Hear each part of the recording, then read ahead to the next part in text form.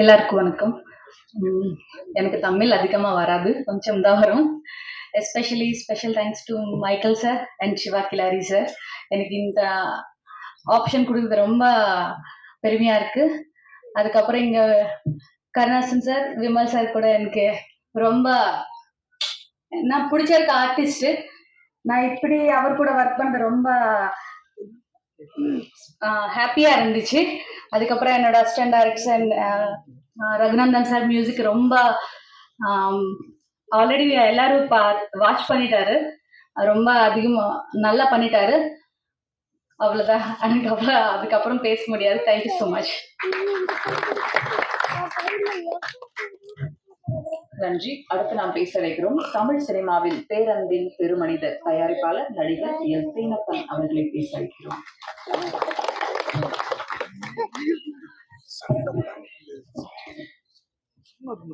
வாழ்த்து வந்த அனைத்து நல்ல உள்ளங்களுக்கும், பிரஸ் மீடியா மற்றும் போட்டோகிராஃபர் மற்றும் மேடையில் அமைந்திருக்கும் இனிய நண்பர்கள் அனைவருக்கும் என்னோட காலை வணக்கம். போகும் இடம் வெகு தூரம் இல்லை என்ற டைட்டில் ரொம்ப கேச்சிங்காக இருக்கு. இந்த படத்தோட எனக்கு என்ன சம்மந்தம் அப்படின்னா, அவர் மைக்கேல் எங்கிட்ட தான் வந்து இந்த ஒரு கல்கின்னு ஒருத்தர் நம்ம குரங்கு பொம்மையில் எங்கூட நடித்தார். அவர் வந்து எங்கிட்ட ஏதோ நல்ல ஸ்கிரிப்ட் கேட்டால் சொல்லு அப்படின்னு சொன்னேன்.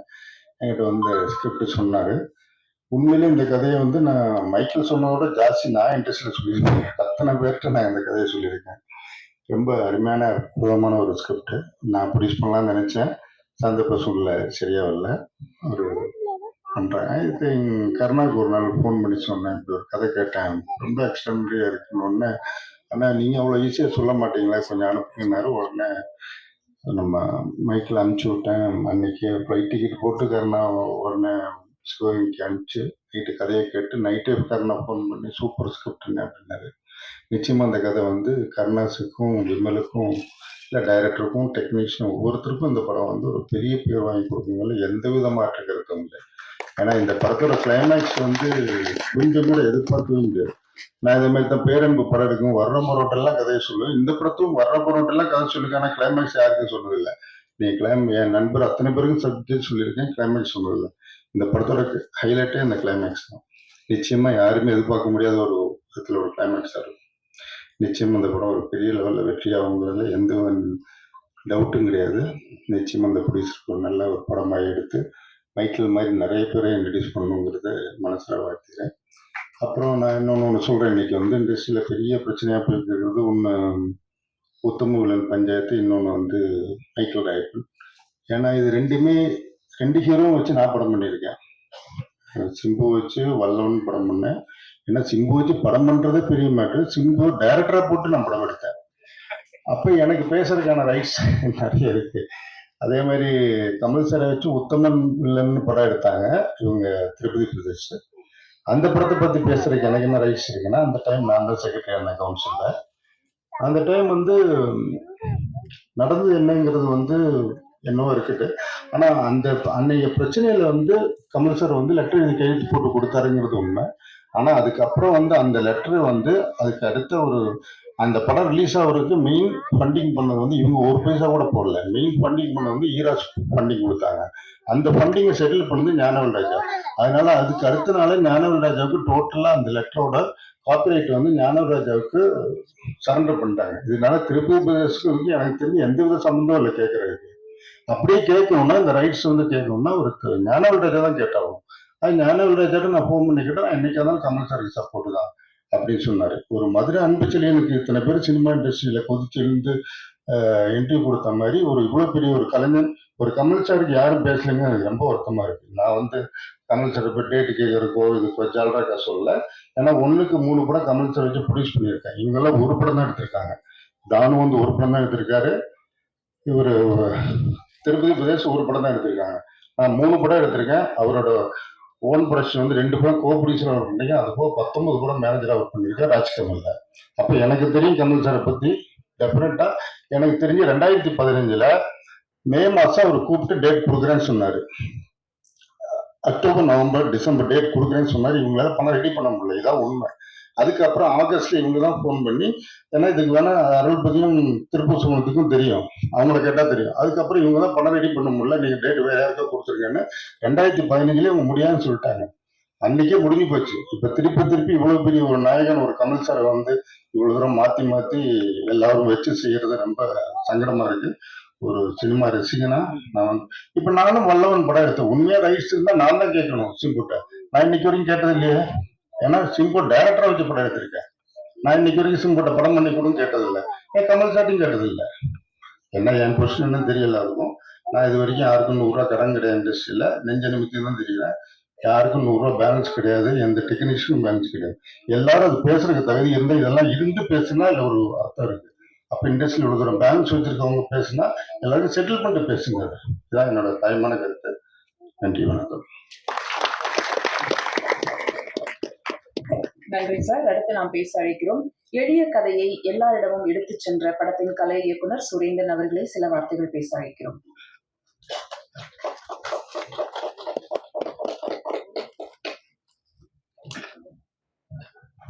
அனைவருக்கும் வணக்கம். மேடையில் இருக்க பெரியவங்களுக்குலாம் வணக்கம். இது என்னோட 2வது படம். வாய்ப்பு சிவா சார். இது வரைக்கும் அவர்கிட்ட நான் பெரிய கான்வர்சேஷன் எதுவுமே இருந்ததில்லை. வெங்கடண்ணன் தான் இருப்பார். எது கேட்டாலுமே வந்து பயங்கரமான ஒரு கான்வர்சேஷன் நடக்கும். எப்படி அதெல்லாம் செஞ்சு கொடுத்துருவாங்க. அதுக்கடுத்து என்னை வாய்ப்பு கொடுத்த மைக்கேல் சார். இந்த படம் நான் சென்னை நேட்டிவ்ல இருக்க ஒரு பையன். Village subject full Tirunelveli. அதோட நேட்டிவ்ல இருக்க எல்லா ப்ராப்ஸ்ல இருந்து எல்லாத்தையும் அரேஞ்ச் பண்ணி அவருக்கு தேவையானது பண்ண முடியுமா, கண்டிப்பாக பண்ணி சொல்லியிருந்தார். நான் நம்பி தரேன் அப்படின்றது, நம்பிக்கையை காப்பாற்றிட்டு அப்படின்றாரு. அவருக்காக இந்த படத்தை முழுக்க வச்சேன். அதே மாதிரி ஃப்ரேம் லெவலில் பெயிண்டிங் மாதிரி கேமராமேன் அருமையாக பண்ணியிருக்காரு. மியூசிக் இது வரைக்கும் நான் அவர் கேட்டதில்லை, அவரோட பாடல்கள் மட்டும் தான் கேட்டிருக்கேன். ஓவரால் ஒரு டீம் ஒர்க்காக இதை பண்ணியிருக்கோம். கண்டிப்பாக வெற்றி பெற எல்லாரும் வந்து ஒத்துழைப்பு கொடுக்கணும் அப்படின்ட்டு கேட்குறேன். நன்றி.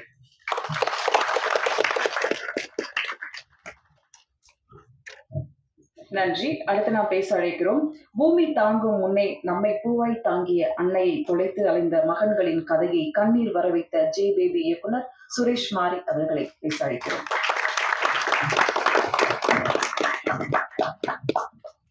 இங்கே வந்திருக்கிற ஊடக நண்பர்கள், ப்ரெஸ் மீடியா எல்லாருக்கும் என்னுடைய வணக்கம்.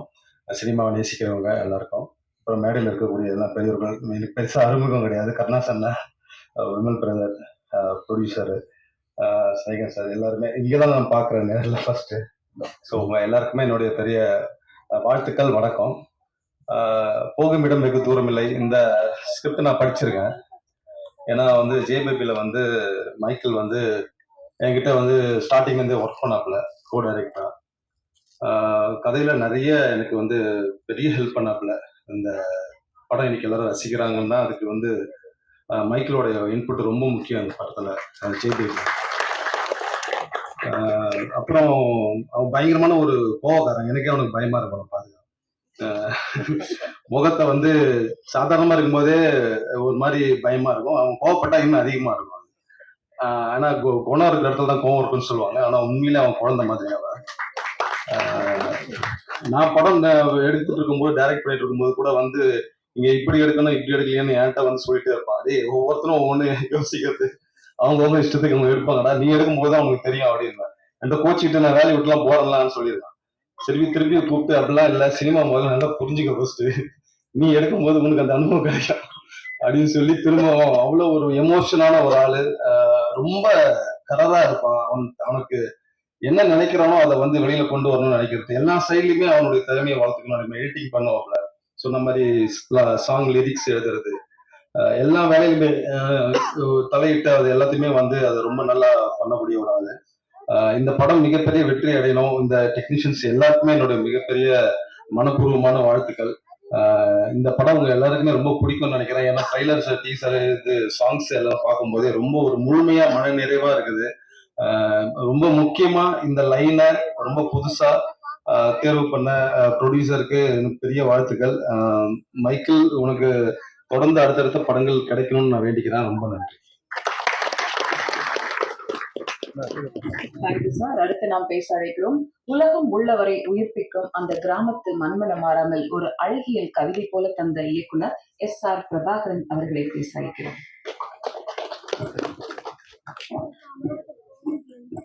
அன்பிற்குரிய அனைவருக்கும் வணக்கம். ஃபர்ஸ்ட் வந்து பத்திரிகை துறை சேர்ந்த மீடியா,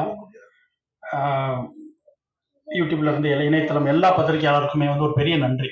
அந்த ஈவெண்ட்ல உங்க எல்லாருமே சந்திச்சோம். படம் வெளி வந்து நீங்க இந்த கடந்த வாரம் நீங்க கொடுத்த வரவேற்பு, ஏன்னா படத்தை பத்தி எல்லா பக்கமும் எல்லா பத்திரிகையாளருமே எல்லாருமே வந்து சிறப்பாக எழுதியிருந்தாங்க படத்தை பத்தி. 2 நாளைக்கு முன்பு அமீர் சாரோட பேசிட்டு இருக்கும்போது சார் சொன்னாங்க, படம் எப்படி இருக்கு உண்மையான்றதெல்லாம் நமக்கு தெரியலங்க, ஆனா பத்திரிகையாளர் வந்து இந்த விட நம்ம கொடுத்த ஆதரவு வந்து உண்மையாவே லைஃப்ல மறக்கக்கூடாது அப்படின்னு சொன்னாங்க. ஏன்னா அவருடைய இந்த இந்த இப்படி ஒரு இக்கட்டான சூழல்ல இருக்கும்போது எது கான்ட்ரவர்சியான விமர்சனங்கள் பண்ணாம படத்தை வந்து ஒரு பெரிய பேச்சு பொருளா உருவாக்கி கொடுத்தது வந்து நீங்க தான். அதுக்கு வந்து ஒரு பெரிய நன்றி.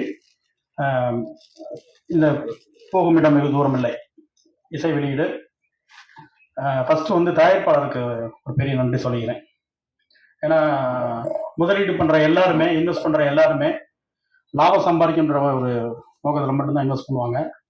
இந்த படம் எனக்கு லாபம் கொடுத்தாலும் சரி கொடுக்கலனாலும் சரி, நல்ல கதைகளை நம்ம தொடர்ந்து படம் பண்ணுன்னு சொன்னார் இல்லைங்களா, அதுக்கு வந்து ஒரு பெரிய நன்றி. அதுக்கு பிறகு வந்து அவர் ஸ்டார்ட் பண்ணும்போதே வந்து எனக்கு தமிழ் சரியா வராது, நான் தெலுங்கு, இருந்தாலும் நம்ம கடைசி வரைக்கும் தமிழ்ல பேசுறேன்னு சொன்னார் இல்லைங்களா, அதுக்கு ஒரு மிகப்பெரிய நன்றி.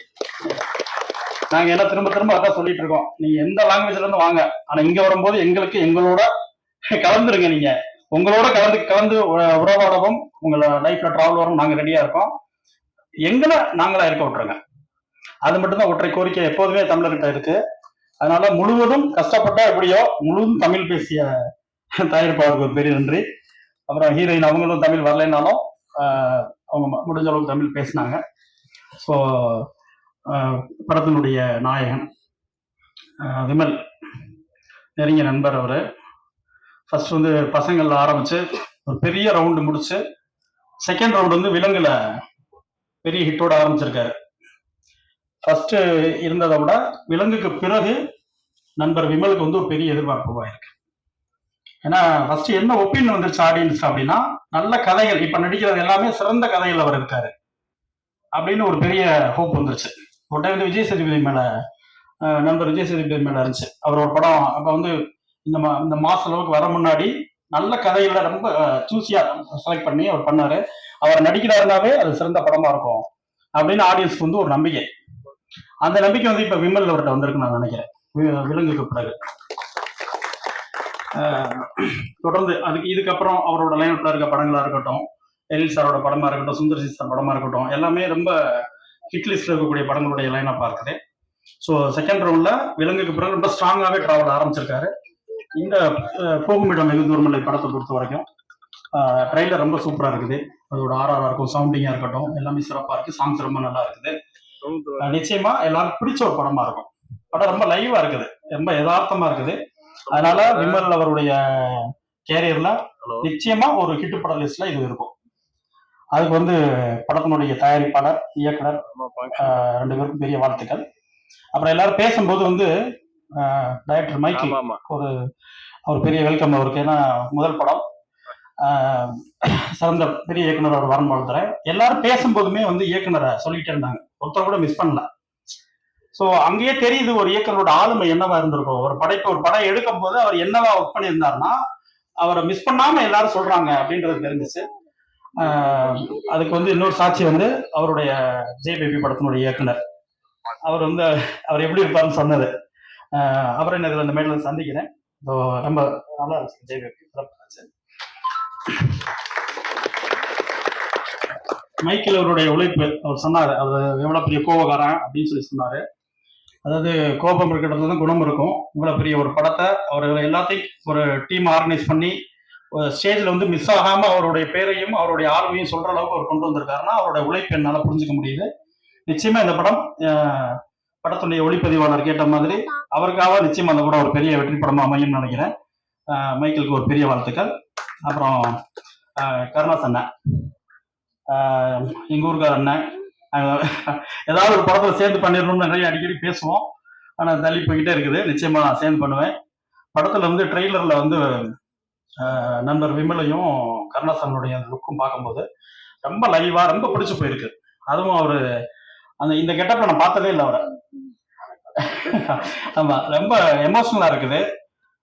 நிச்சயமா வந்து கருணாசனுடைய கேரியர்லயும் முக்கியமான படமா இருக்கும். நண்பர் விமலுக்கும் கருணாசனனுக்கும் இது முக்கியமான வாழ்க்கையில எப்பவுமே சொல்லக்கூடிய ஒரு படமா இருக்கும்னு மட்டும் எனக்கு தெரியுது. ஸோ அவங்க 2 பேருக்கும் பெரிய வாழ்த்துக்கள். அப்புறம் வந்து எங்க இசையமைப்பாளர் ரங்கநந்தன் சார் சொல்லணும், சுந்தரபாண்டியன் அவருடைய திரும்ப இன்னொரு படம் பயணிக்கும் பேசிக்கிட்டே இருக்கோம். எப்போ அமைப்பு வந்துடல. நம்ம வந்து நிறைய வேலை விஷயமா நம்ம சென்னை சிட்டிக்குள்ளேயே ஃபுல்லாக சுற்றிட்டு எப்பயாவது ஃப்ரீயாக கிடைக்கும் போது நம்ம சொந்த ஊர் நோக்கி பயணிக்கிறோம். அப்போ வந்து வட மாவட்டங்களில் ரொம்ப போக முடியறது என்னால். அந்த ஹைவேல கிராஸ் பண்ணுறது தான். தென் மாவட்டங்களில் போய் நம்ம போய் எங்கே போய் இருந்தாலும் சரி, ஒரு 10 இடத்துல வந்து சாங் எங்கேயாவது தூரத்தில் கேட்டுக்கிட்டு இருக்கு அப்படின்னா ஒரு 8 சாங் ராஜா சார் சாங் கேட்குதுன்னா ஒரு 2 சாங் ரங்கநந்தன் சாருடைய சாங் கேட்குது.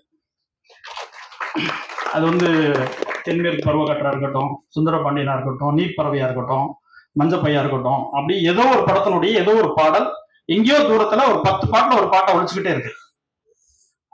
அப்ப என்ன புரியுது அப்படின்னா, இத்தனை வருடங்கள் கடந்த இளையராஜா சார் வந்து அவருடைய சாங் வந்து காத்துல இன்னமும் கேட்டுக்கிட்டே இருக்க மாதிரி ஒரு பாயிண்ட்ல அவருடைய பாடல்கள் வந்து எல்லாருக்கும் பிடிச்ச ஒரு பாட்டா மனசுல வந்து ரொம்ப போய் சேர்ந்த ஒரு பாடலா இருக்கனாலதான் அது ஒழிச்சுக்கிட்டே இருக்கு. ஸோ அவருடைய இசை பயணம் இன்னும் நீண்ட தூரம் போகணும், நிறைய சிறந்த பாடல்களை கொடுக்கணும். ராஜா சார் அளவுக்கு உங்களுடைய பாடல்களும் காலம் கடந்து இந்த காட்டில் ஒழிச்சுக்கிட்டே இருக்குன்னு வாழ்த்துறேன். நிச்சயமா அதுக்கு எல்லா திறமையும் உள்ளவர் அவரை. படம் ரொம்ப சிறப்பா இருக்குது. எல்லாருமே பத்திரிகையில சேர்ந்த எல்லாருமே திரும்ப ஒரு வேண்டுகோள், தயாரிப்பாளர், ஏன்னா படம் வந்து என்ன வேணாலும் சரி, முதலீடு என்ன வேணாலும் சரி, நான் தொடர்ந்து படம் எடுப்பேன்னு சொன்ன அந்த காரணத்துக்காக நீங்க அவங்களை உற்சாகப்படுத்தணும். நிச்சயமா படம் பெற்றுவிடும்.